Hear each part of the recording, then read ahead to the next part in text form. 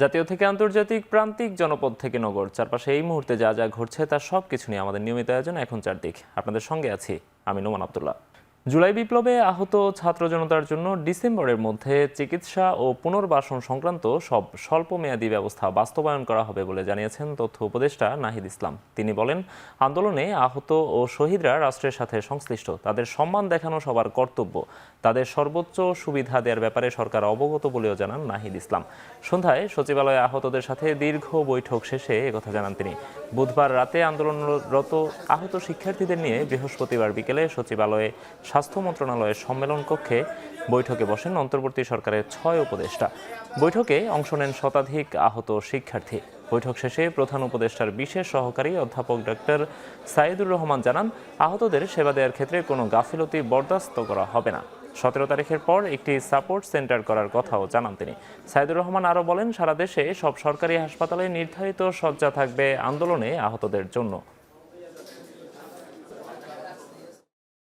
আহত যারা তারা দীর্ঘদিন ধরে হাসপাতালে আছে, তাদের এক ধরনের ট্রমা আছে, এক ধরনের অনাস্থা আছে, নানা কারণেই তৈরি হয়েছে। কারণ রাষ্ট্রের অনেকগুলো সমস্যা কিন্তু আমাদের একসাথে মোকাবেলা করতে হচ্ছে। তো আমরা তাদেরকে বারবার এটি নিশ্চিত করছি যে তাদের জায়গাটা অবশ্যই আমাদের প্রায়োরিটি। এই সিদ্ধান্তগুলো কিন্তু আমাদের আগের থেকেই ছিল এবং এই কার্যকর উদ্যোগগুলো কিন্তু অলরেডি শুরু হয়েছে। শুরু হওয়ার প্রথম ধাপ হিসেবে কিন্তু এই বিশেষ সহকারী নিয়োগ প্রদান, সেটি কিন্তু এই দাবি বা আন্দোলন এগুলোর আগেই কিন্তু হয়েছে। গতকালকে একটা অনাকাঙ্ক্ষিত পরিস্থিতি হয়েছে, এক ধরনের মিসআন্ডারস্ট্যান্ডিং হয়েছে, সেটির ভিতরে তাদের একটা ক্ষোভ তৈরি হয়েছে। আমরা রাতের বেলা কিন্তু ক্ষোভ যে নিরসন করা হয়েছে এবং ওনাদের সাথে কিন্তু আমাদের এর আগেও বসা হয়েছে। বিএনপি 31 দফা বাস্তবায়নের মাধ্যমে সবাইকে নিয়ে উদার গণতান্ত্রিক রাষ্ট্র গড়তে চায় বলে জানিয়েছেন দলটির ভারপ্রাপ্ত চেয়ারম্যান তারেক রহমান। বৃহস্পতিবার বিএনপি আয়োজিত সেমিনারে ভার্চুয়ালি যুক্ত হয়ে তিনি আরও বলেন, তারা চান পরপর 2 বারের বেশি কেউ প্রধানমন্ত্রী হতে পারবে না। বিএনপির একজন কর্মী হিসাবে আমি বিশ্বাস করি, রাজনীতির মূল উদ্দেশ্য কেবল ক্ষমতায়ন নয়, বরং রাষ্ট্রীয় উন্নয়ন এবং জনগণের অভিপ্রায়ের বহিঃপ্রকাশও এর একটি অবিচ্ছেদ্য অংশ। আজকে আমরা যারা এখানে সমবেত হয়েছি, দেশে বিদেশে আমরা যারা বাংলাদেশের উন্নয়ন নিয়ে সবসময় ভাবি, আমাদের গড়ে তুলতে হবে একটি inclusive, liberal and Democratic Bangladesh. দেশকে আন্তর্জাতিক ষড়যন্ত্র থেকে রক্ষার আহ্বান জানিয়েছেন আইন উপদেষ্টা ডক্টর আসিফ নজরুল। বলেন, কোনো ষড়যন্ত্র যাতে বাংলাদেশে আবার জঙ্গিবাদ কায়েম করতে না পারে সেজন্য সতর্ক থাকতে হবে। বিকেলে বিচার প্রশাসন প্রশিক্ষণ ইনস্টিটিউটে এক স্মরণ সভায় এই কথা বলেন তিনি। আমরা যদি মানুষের ভালো চাই, সমাজের ভালো চাই, আমাদের বন্ধুদের ভালো চাই, আমাদের ছাত্রদের, আমাদের সন্তানদের ভালো চাই, আমাদের দেশকে আন্তর্জাতিক ষড়যন্ত্র থেকে রক্ষা করতে চাই, বাংলাদেশকে আরও কোনো ফ্যাসিবাদ বা ষড়যন্ত্রের মুখ থেকে রক্ষা করতে চাই, আমাদের অবশ্যই জঙ্গিবাদ, মৌলবাদ থেকে নিজের দেশকে রক্ষা করতে হবে যে কোনো মূল্যে।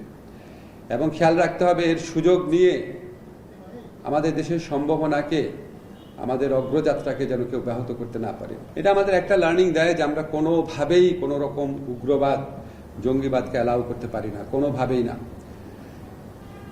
কোনো অজুহাতেই না, কোনো মোড়কেই না। বাংলাদেশে আজারবাইজানের দূতাবাস স্থাপনের আহ্বান জানিয়েছেন অন্তর্বর্তী সরকারের প্রধান উপদেষ্টা ডক্টর মোহাম্মদ ইউনুস। বৃহস্পতিবার 29তম বিশ্ব জলবায়ু সম্মেলনের ভেন্যুতে আজারবাইজানের রাষ্ট্রপতি ইলহাম আলিয়েভের সাথে বৈঠকে তিনি এই আহ্বান জানান। এ সময় বাংলাদেশে অর্থ বিনিয়োগ সহ বাংলাদেশের উন্নয়নে শরিক হওয়ার আহ্বান জানান প্রধান উপদেষ্টা। একথা জানিয়েছেন প্রধান উপদেষ্টার প্রেস সচিব। বলেন, আগামী বছরের শুরুতেই আজারবাইজানের একটি উচ্চ পর্যায়ের অফিসিয়াল দল বাংলাদেশ সফর করবেন।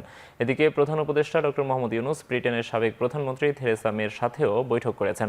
সেখানে তারা ইউরোপে অভিবাসন এবং মানব পাচার সহ নানা সমস্যার বিষয় নিয়ে আলোচনা করেন। বৈঠকে সাবেক ব্রিটিশ প্রধানমন্ত্রীকে জুলাই গণ অভ্যুত্থান নিয়ে তরুণদের লেখা গ্রাফিতি এবং মুরালের একটি বই উপহার দেন ডক্টর ইউনুস।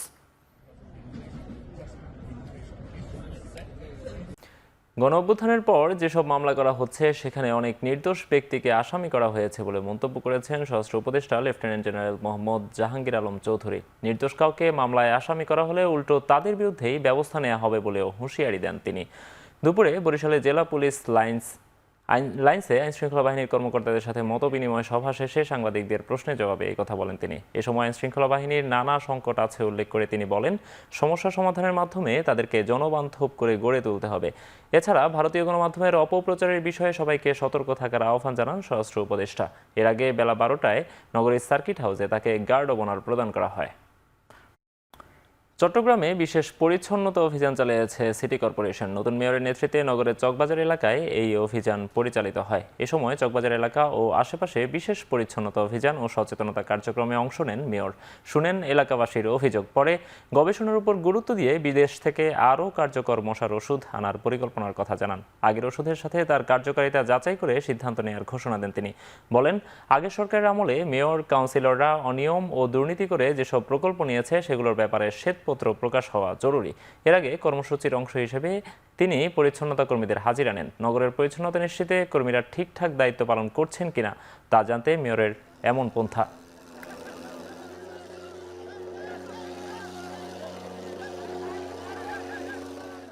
কুমিল্লার ময়নামতি রেজিমেন্ট বিএনসিসির পদোন্নতি পাওয়া 19 জনকে র্যাঙ্ক ব্যাজ পরানো হয়েছে। সকালে ময়নামতি রেজিমেন্ট কার্যালয়ে 3 জন মেজর, 6 জন ক্যাপ্টেন, 5 জন লেফটেন্যান্ট এবং 5 জন সেকেন্ড লেফটেন্যান্টকে ব্যাচ পরিয়ে দেন বিএনসিসির মহাপরিচালক ব্রিগেডিয়ার জেনারেল মোহাম্মদ মিজানুর রহমান ও Mainamati regiment commander lieutenant colonel Rashedul Islam Prince. এর আগে বিএনসিসির মহাপরিচালককে গার্ড অব অনার দেওয়া হয়। অনুষ্ঠানে তিনি বলেন, বিএনসিসি দেশ ও জনগণের প্রয়োজনে তাদের শ্রম ও মেধা দিয়ে সবসময় এগিয়ে যায়। ভবিষ্যতেও তাদের সদস্যরা দেশের উন্নয়নে কাজ করে যাবে।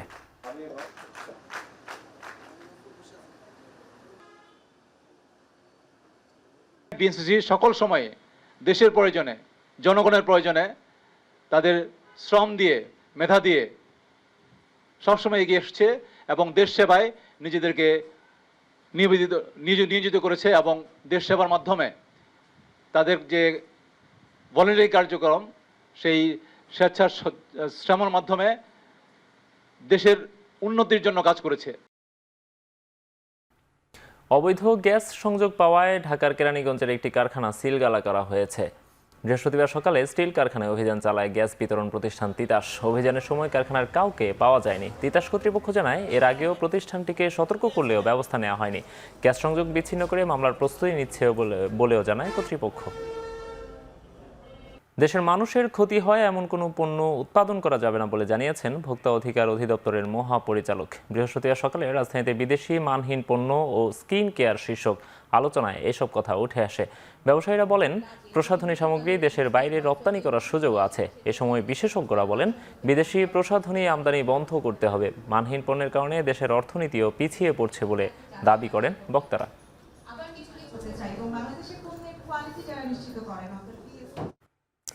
দেশের 2 স্টেডিয়াম ও একটি খেলার মাঠের নাম পরিবর্তন করা হয়েছে। বিগত সরকারের সময় হওয়া শহীদদের নামে এসব স্টেডিয়াম ও খেলার মাঠের নামকরণ করা হয়েছে।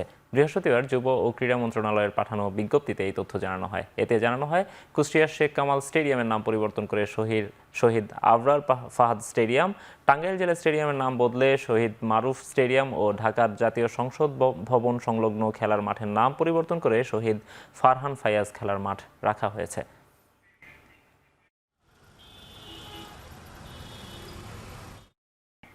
শেষ করছি এখন চারদিক। এখন টেলিভিশন ওয়েবসাইটে দেখতে ভিজিট করুন www.ekhon.tv। এছাড়া ফেসবুকে দেখুন facebook.com/tv.ekhon। এছাড়াও ইউটিউবে এখন টেলিভিশন দেখুন youtube.com/c/ekhon tv এই লিঙ্কে।